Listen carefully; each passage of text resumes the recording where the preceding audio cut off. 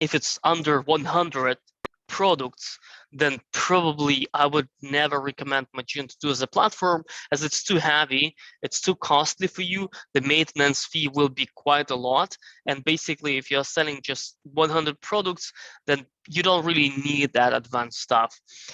If your inventory, let's say 100, 500 products, I would strictly consider to make your further decision in between WooCommerce as a platform and the Shopify.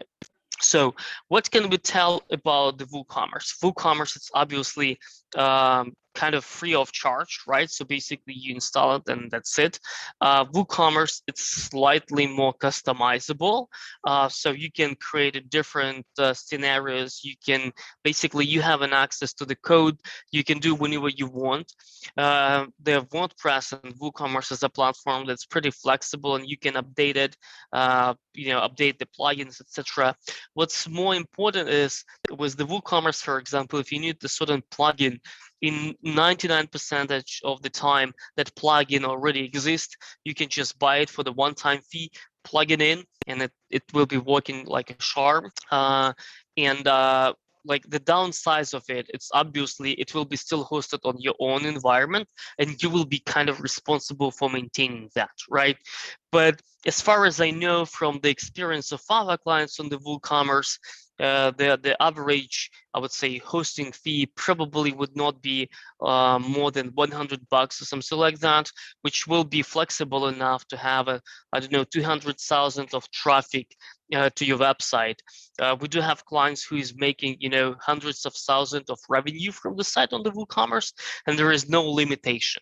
With the WooCommerce, unfortunately, if we're gonna scale with more products, then obviously it will be a little bit of the I would say downside of it. So you would not be able to scale to, let's say, 50,000, 100,000 without diving deep into the WooCommerce, trying to fix the stuff to make it flexible, and you will likely have to migrate to another platform in the future.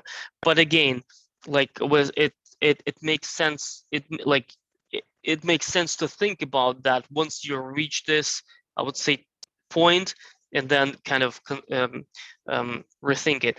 Let's now compare like Shopify for the catalogs with like, I don't know, 100, 500 products. Shopify, it's amazing thing, right? It's already goes pretty well out of the box. You just install it, you get the theme. The theme eventually maybe about like $200, $250. Just make sure if you'll be starting the store, you'll be starting with the Shopify 2.0. It's already it's integrated with Amazon. It's integrated with the eBay. It's already, you can utilize the Shopify payments to accept, right? Keep in mind for the certain businesses, Shopify would not be fit. So I know a lot of like CBD business and stuff like that, they use WooCommerce because of just the legal requirements from the Shopify. If you want to integrate your own payment gateway in the Shopify, then obviously you will be paying some extra fee. So please keep in mind this specific payment gateway fee if you will be using like things like PayPal and stuff like that. But again, like you have to keep in mind that with the Shopify, you don't have to worry about the hosting. Shopify by itself adding new things.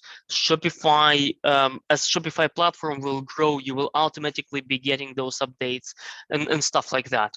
The downside of the thing is if you'll need to use some third-party like systems or modules, in 90% of the cases, those modules, they will be like the people will sell you on the month-by-month fee, and eventually the end cost of the monthly bill to the Shopify might be, I don't know, like 300, 500 a month and stuff like that, right? While compared to the WooCommerce, that's pretty much I would say one fee for the plugin and that's it.